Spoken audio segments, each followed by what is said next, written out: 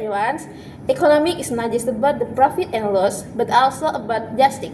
In this video, our group will discuss Islamic economic, a financial system that brings blessing and is free from usury. Before we go into the material, let's go to know our group. Hello, my name is Intan Putri Rahmawati. We will summarize the conclusion regarding this material. Hello, I'm Salsabila Saila Ramadana, who will explain the definition and basic principles. Hello, my name is Ayunda Nova. I will discuss the objective and basic principle.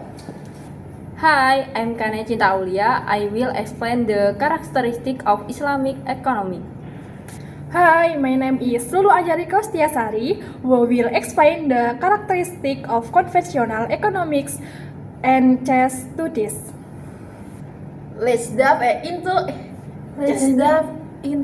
the full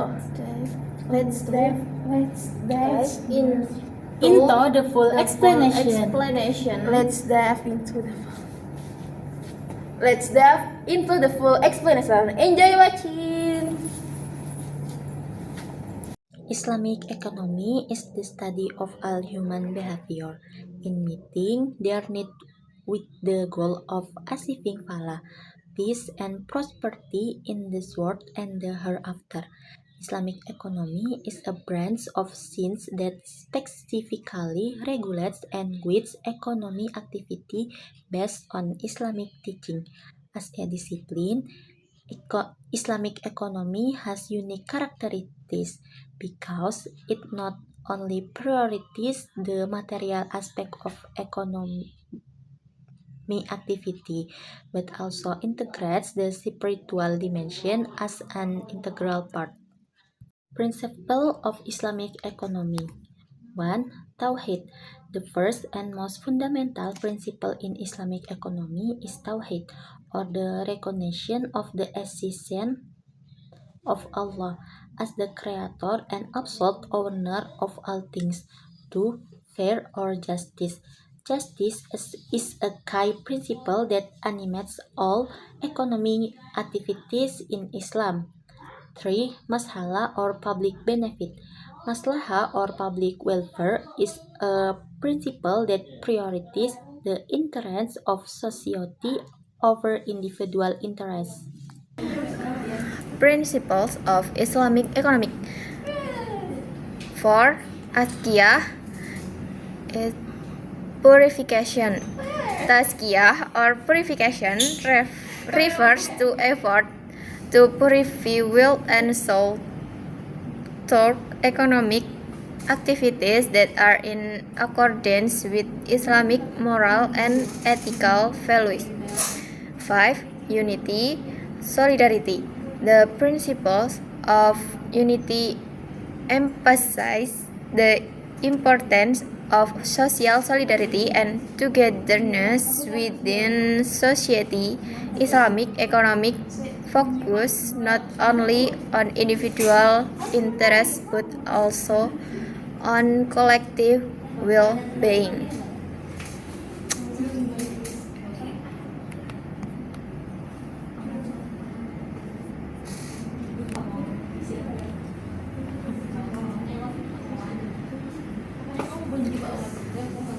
The objective of Islamic economic.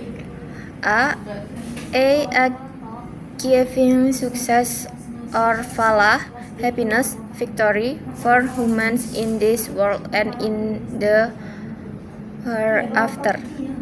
B. Making the distribution of economic resources, wealth, and income fair and even. C. Building and developing social justice for all members of society. A. Building and developing brotherhood and unity among fellow Muslims. F. Moral and material development in Islamic society. G. Prevent the accumulation of assets and ensure that assets always circulate. Characteristic of the economic system in Islam. Based on the values of monetics and based on Islamic taxing. Ownership of property is recognized, but in action it belongs to Allah. B. Forbid a share interest. C. Zakat is obligatory for the distribution of wealth. D. Uploading fairness and honesty in transactions. E. Prohibiting greed and cruelty in transactions.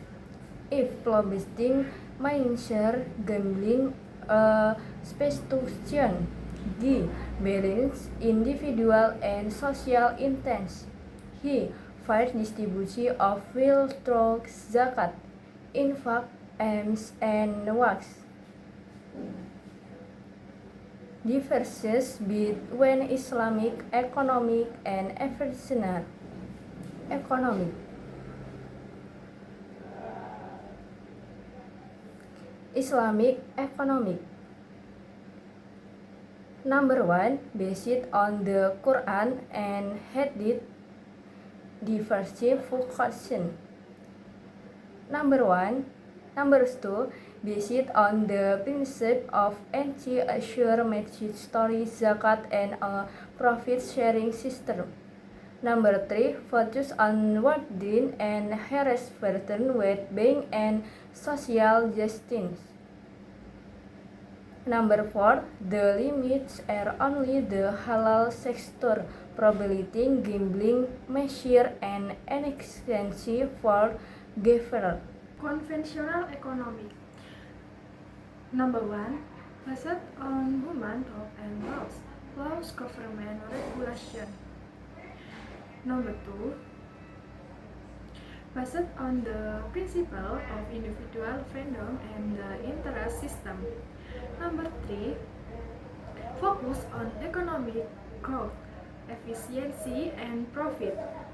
Number 4, free limits in any sector as long as it is profitable and legal, permitted by law. Study example. In one case, a small trader borrowed 5 million rupiah from a loan shark to increase his business capital. The loan shark required the repayment of 7 million rupiah within 2 months. Because the trader's business was not running smoothly, he struggled to repay the money on time, resulting in accrued interest. As a result, the trader became increasingly in debt and suffered significant losses.